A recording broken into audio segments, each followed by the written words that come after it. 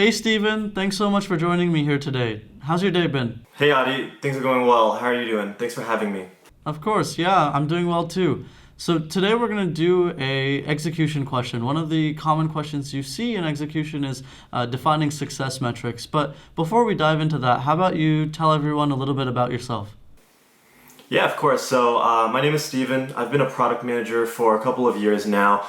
I've worked at places such as Facebook, Instagram, and Shopify, and currently I'm a product manager at a startup called Grailed, which is a peer-to-peer marketplace for style enthusiasts to buy and sell luxury fashion items. That's awesome. Sounds like you have experience at small startups that are hot and upcoming and also large tech companies. So it'll be awesome to do this mock with you. For the question today, I was thinking that we could talk about how you would measure the success of Facebook dating. So don't mind me. I'm going to be taking a few notes throughout the call so I can give feedback afterwards. But let's get started. Okay, great. That sounds good. I'm just going to take a moment and gather my thoughts and think about how I want to approach this.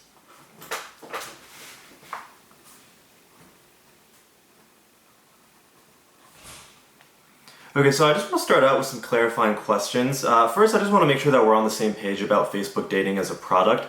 So my understanding of Facebook dating is that it's something that's very new that Facebook is currently testing in a couple of markets, and it's basically going to be like, a competitor to some of the dating apps out there today, like Hinge, maybe not so much like Tinder. Is that right? Yes, I think you have a good understanding of the positioning, and I agree with that. Yep. Okay, great. One thing I want to ask though is, can you tell me more about how we're viewing the current state of the product so I can get a better understanding of, is this something that we're looking for understanding the product market fit from a success metric standpoint, or are we looking to grow it, and increase the engagement? Yeah, that's a really good clarifying question. So let's assume that Facebook dating is in the same stage that it's in right now. We've done small scale beta testing before with it, and now we've launched widely across the United States. And we've been seeing users engage with it and adopting the feature, and so we're looking to take it to the next stage. Okay, great. I'm just going to take a moment and jot down some notes. But at a high level, I'm going to start out by thinking about what are some of the goals that Facebook dating might be trying to solve, and then go into some of the potential success metrics of how we might actually go about tracking those goals. That's a good framework. I like that.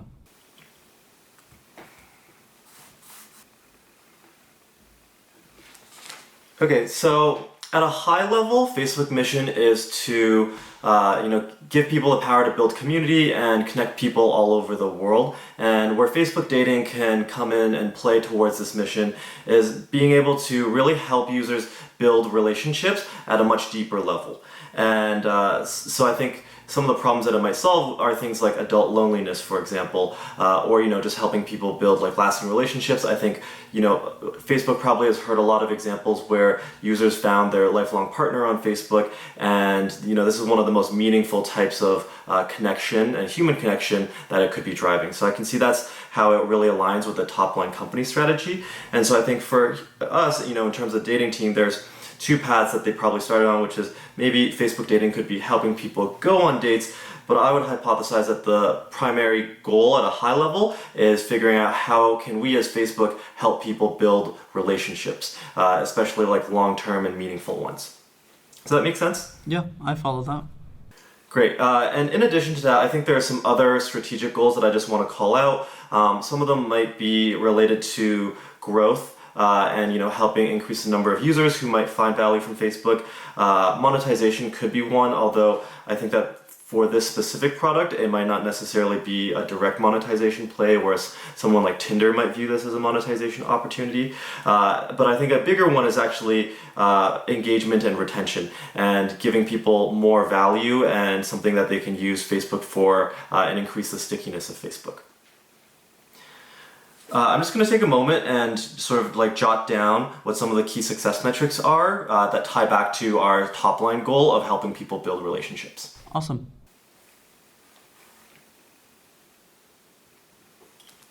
Okay, so I've just jotted down a couple of ideas of potential metrics. One thing I'll call out right off the bat is that, before I go into all these metrics, it's really hard to actually measure the a successful relationship being created all the time, because you never really know until like much later down the line if someone's going to end up getting married from your product. So I think for here, what I'm really trying to figure out is what are some of the sort of like leading indicators or metrics that we can actually measure with product that tie into our top line goal, to actually get as close a tie to the outcome that we're trying to drive as possible.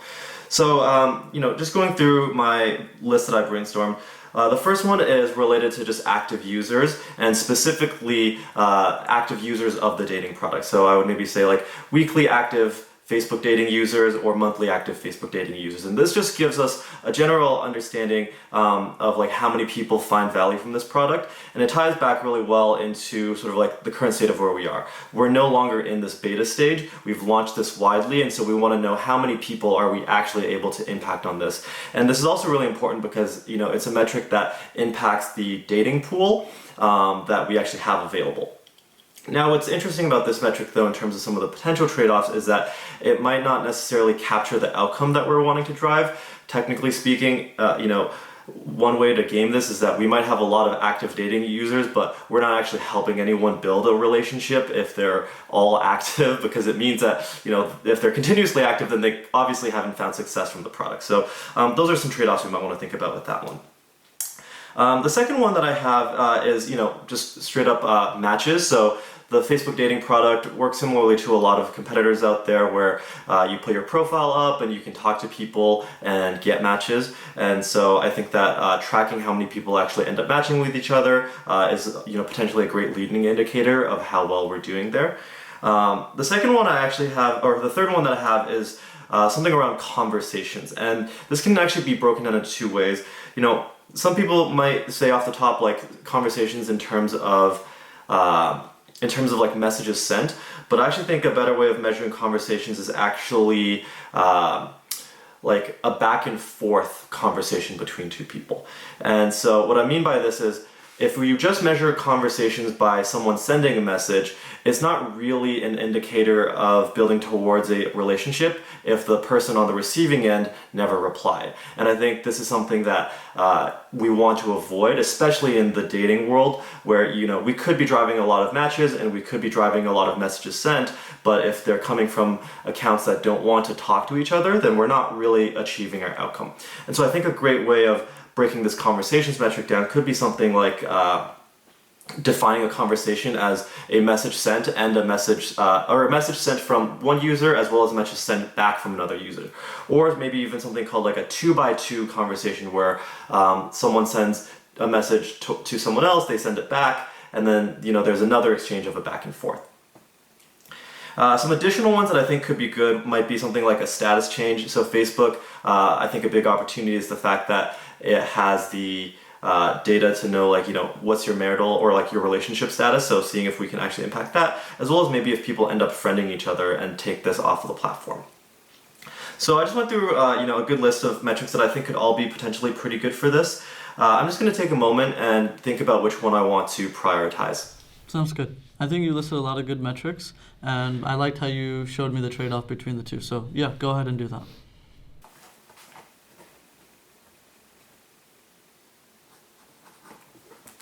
Okay, great. So I think if I were to prioritize out of all of the metrics here, understanding that our goal is to really build relationships, as well as this product is launched worldwide, but really hasn't gotten to a big scale yet, I would probably focus us on the active dating users, maybe as like a good top line metric of just like measuring the health, but leading indicators of like North Star metric would probably be the conversations with at least 2 messages sent per user.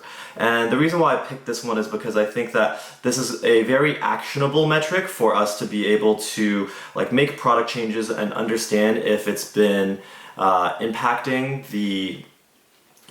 the sort of like behavior of our users, as well as the outcomes here should end up driving towards some of the like top line goals. So if we're getting more conversations between 2 users, this should actually lead to a growth in the number of like active Facebook dating users, without necessarily being like very gamey towards like how we actually acquire those active users. Because like I mentioned before, getting a lot more active dating users doesn't necessarily tie back into our ultimate outcome, which is helping people build stronger relationships. And I think that the first step that a dating product can really make towards people building stronger relationships is facilitating those conversations.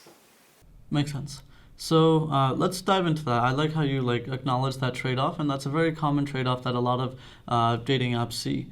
Let's say one day the metrics for monthly actives or weekly actives drops off 10%. What would you do? Would you how would you figure out what's actually going on in a deeper level? You mentioned a good leading indicator that you would keep track of, which is the 2x2 conversations, making sure that people are messaging back and forth. But are there any other indicators like that measure behavior that you could look into that would give you additional insights? Yeah, definitely. Let me take a moment and sort of gather my thoughts. Actually, before I do that, one quick clarifying question. Are we talking about a drop in a specific metric like the one that I just mentioned, or is it like another one? Yeah, let's say the one you just mentioned. In weekly active users, that drops 10%. And what is the time frame that this drop happened over? Is it something that we just came in and noticed today that it dropped by 10%, or? Yeah, we hadn't checked this since last week, and when we ran this week's numbers, we realized that it dropped. I'm just going to take a moment now to put together my framework. Okay, so there's a couple of steps that I would take here, but at a very high level, there's two ways of breaking this down. One is I would first think about ways of breaking down the metric itself to try to identify potential hints towards where in the product this total drop is actually coming from. So what this means is thinking about a percentage drop or 10% drop in weekly active users. Did this come specifically from a certain area of the world? So segmenting by geography. Did this come from a specific type of user? Maybe we see that there's a 10% drop from users who normally come in via notifications, and so that can help us understand, okay, maybe there was a problem with notifications and it wasn't something across the board. Or is there something we can break down the metric by, for example, via platform? Maybe this was a drop that we saw on Android users or maybe mobile web users, and so we can try to see if there's a bug in any of those platforms. So that's sort of one area that I would just always look into just to really understand where the problem is coming from. Now, on the flip side, let's say that we have a little bit of understanding there. Some of the steps that I would take to really build hypotheses around why these metrics might drop is first just looking into things like seasonality. So, oftentimes we'll see these big drops, let's say during holidays, for example. Maybe it was just Christmas season last week and no one was using their phones and trying to date. And so this makes a lot of sense and is not something we need to worry as much about. Usually that's not the case, or if it is, it's something that you'll know and it's very obvious. The second big step is really trying to then pair up some of that data with things that we can match to internally. So looking at was there a product change by our team? Was there a product change by another team that may be affecting this? Or maybe there was a bug, right? Going back into some of the data, we can see, okay, there could have been a big drop in weekly active users coming from Android, and this was caused by an internal change we made, or this was caused by a Facebook-wide bug on Android. And then, if you don't find anything there, the third step that I would really do is then look into if there's some external factors that could have explained this. Maybe this was something that, is just happening across the world. So we look at the competitors and try to understand, is our competitors experiencing this problem as well? Or maybe this was something due to a launch made by a competitor. So maybe Hinge or Tinder just came out with a brand new feature that drastically changed how people view Facebook dating, and so this is something that we end up needing to react to. So yeah, that's sort of the framework that I would take to go about debugging this. Awesome. I think that's really thorough, and regardless of what area you find that issue in, you would totally be able to identify that root cause to take immediate action to figuring out whether it's something you need to resolve or something that's temporary and will change later. So I like that you went into all of that detail. Awesome. I think you did a great job of breaking this down. In the interest of time, I just wanted to see, before moving on, before I give my feedback, if you have any thoughts on, because self-feedback is important, so if you have any thoughts on like maybe things that you could have improved, and then I'll share my thoughts as well.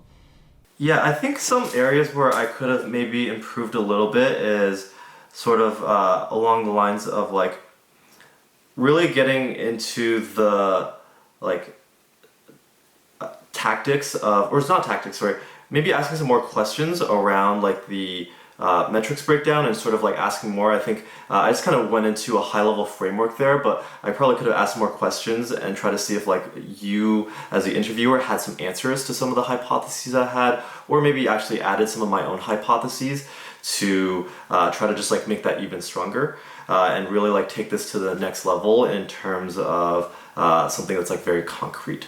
Something else that I could have maybe improved on, I think I spent a little long talking about all of the different metrics where maybe some of them weren't too necessary and like went pretty in depth. I think I could have been a little bit more concise in talking about all of them really quickly and then prioritizing just a couple of them to go deeper into and why I might have picked those. Makes sense. And I like how you started off, like building on what you're saying with like the mission, tying this back to why people are using the product. And when you define those metrics, it gave me a good understanding that you understand the product, what we're building, the goals, and you had a lot of different ideas. So I thought it was good that you did that and that you explicitly chose one to prioritize. One thing that would have been helpful that I caught was if we, when defining those metrics, had kept track of a funnel. So you had a lot of good metrics on how to measure like deeper level leading indicators like the 2x2 conversations. But seeing at a high level that maybe at the top you're measuring weekly actives, but then afterwards you're measuring the number of matches, and then from those you're measuring the 2x2, and then from that you're measuring in-person meetups, from which point a relationship status change. If you were tracking that in a funnel and you had some structure there, that would have helped guide the conversation. But overall, I think your approach to debugging, like what would go wrong if you had a drop off in usage, you gave a lot of ideas, and just want to say thank you for sharing all of that. Yeah, of course. With our courses, you will go from being a candidate to being the candidate. Sign up below to attend a PM interview webinar where we mock interview an expert PM from Google to show you what 10 out of 10 interview responses look like.